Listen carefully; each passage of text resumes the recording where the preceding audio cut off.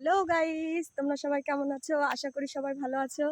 তো আমরা আজকে একটা জায়গায় ঘুরতে এসেছি, খুব সুন্দর জায়গা।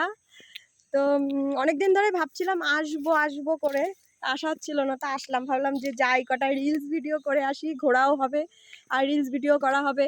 তারপরে শাগনিক আবার বললো নৌকা চড়বে।